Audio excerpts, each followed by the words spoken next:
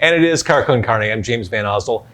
At the Hideout, we're in front of the stage of the Hideout with the patron saint of Chicago music, Jon Langford. Jon Langford, founding member of the Mekons, the Waco Brothers, and the Pine Valley Cosmonauts. He's a visual artist, a contributor to stage musicals, a man whose side projects are more interesting than most people's main hustles. Jon Langford is here, of course, at the Hideout. Hello, James. How are you? You have a key to the place. That doesn't surprise me. I did have a key, and they changed the locks because they worked out how dangerous that was. Yeah, it's nothing but trouble. Full access to all the premium liquors. I never abused that power. I never abused it. So Saturday night here at the Hideout, Pine Valley Cosmonauts, celebrating this release, The Closing Time. Let's talk about this. This is a song-for-song recreation of the first Tom Waits album? Yeah, it was Greg Hall, who runs Virtue Cider, came to me, and he loved that album. And we were sort of talking about it. I didn't really know the album. And then when I listened to it, I thought it was really great because it just had that, it has that atmosphere. It's Tom Waits before he becomes Tom Waits. Mm-hmm.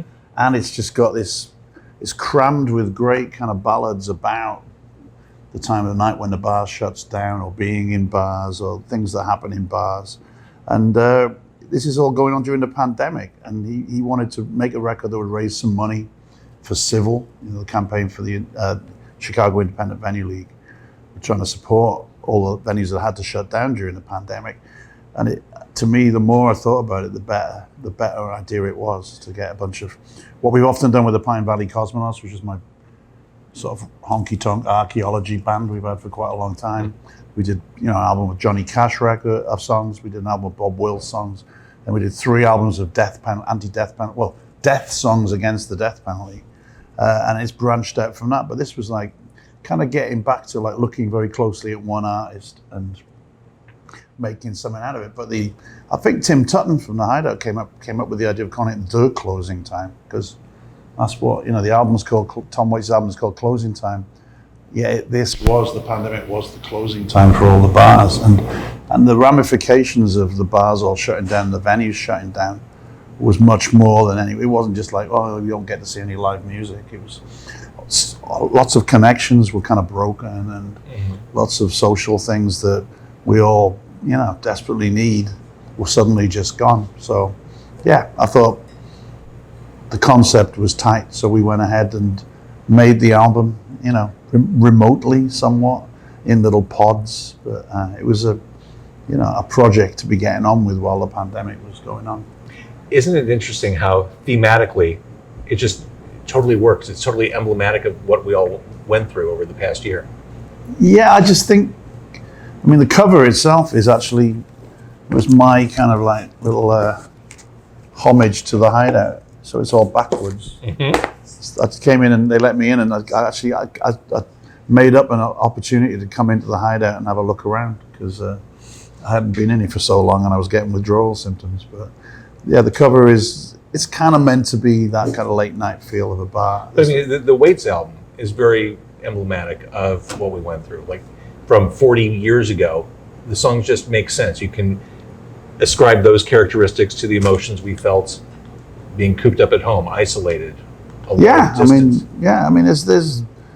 there's great songs on that record. I believe he's not like a big fan of it himself, because I suppose he emerged as a very different kind of artist later, and developed a very, very notable sort of style for his songwriting and his performance. But this album's like someone who's unformed and is doing all these just like great kind of sad pop ballads. I don't know if there's another album really like it, but Old 55. It's just the Eagles had a hit with that. So yes, they did. We got Rosie Flores singing that, the first Latina ever on the country and western charts. That's amazing. Rosie Flores in 1980, I think it was 85 or 87.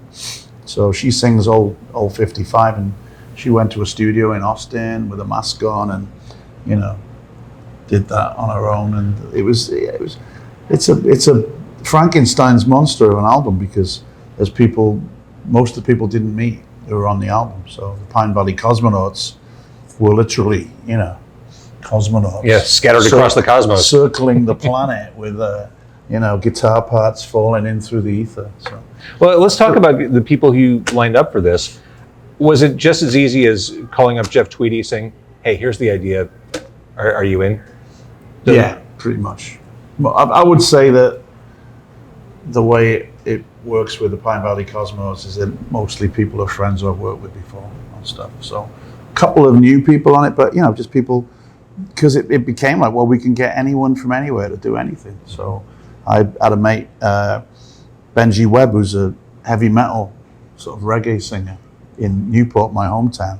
And I wanted him to be on the album, and we've been talking about trying to do something. I said, hey, do you want to sing on this record? He says, I can record at home. He set up, people had actually, thought about it, set up to record at home. So we sing a duet across the stormy Atlantic.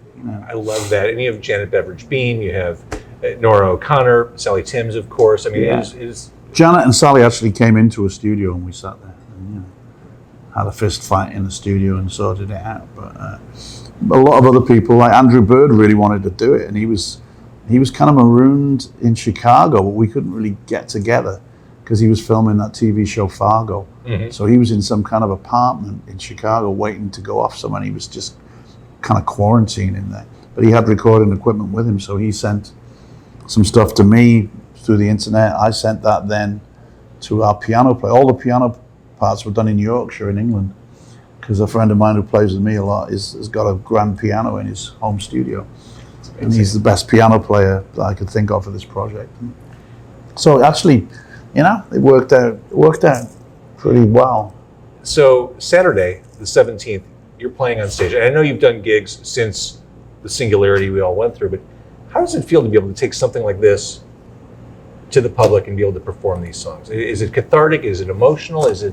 It's been very emotional, actually. Some of the gigs we've been, we've eased back into it, and there've been opportunities to do things. And each time we've played in front of a larger audience, it's been, cathartic, I think is the best word, because it's something we want to get out, and it's something that the audience, I think the one thing the pandemic's done is made people feel much more urgent about things and take things for granted less. And I'm really looking forward to this. It's going to be it's not a full band because a lot of the people involved in the album, we can't play the whole album, right? Because we don't want it to do it justice. But there's a good story. So Greg from Virtue and myself and Tim, I think, and we're going to talk about the ideas behind it, how it came about, and then Nora, Bethany, Sally, Janet, myself, John Szymanski, Rick Cooking Sherry, and Dave Max Crawford are going to perform some of the songs in different. It's going to be pretty low key. And I love that you're going to be talking about it too. People love the behind the scenes. That's what I did a lot of actually during the pandemic. Was a lot of. It seemed to make sense when you're doing these like live streams and shows in people's backyards to 12 people. It broke down a lot of barriers. It's not. The rules of how you do a show kind of really evaporated a little bit. It's so funny. I'm always comfortable talking as well. Yes, you are. It's funny you should say that. I interviewed Tim Tutton earlier for this podcast, and we basically said, especially now in the present day, the old rules, the old agreed upon ways that an artist or creative needs to make his or their way through the universe, they're all bullshit.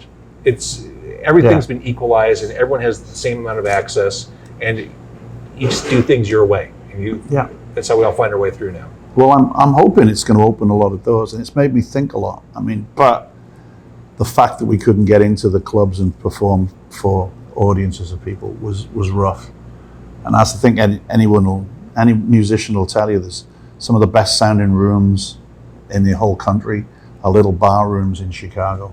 You think of Schuber's, you think of the Hideout, the Beat Kitchen. These are that's where the clubs that the Waco brothers particularly kind of grew up on. Mm-hmm. And when you go back into one of those rooms and play a gig, it just sounds better. I've been outside with an acoustic guitar for 18 months, and when I have been able to play, and it's fine, but it's good to be back. Pine Valley Cosmonauts at Hideout, Sunday the 17th. That man, he is Jon Langford. Can't wait. Thank you for doing this. Thank you for doing this. And thanks to the Hideout for everything. Exactly. Thanks, James. Thank you.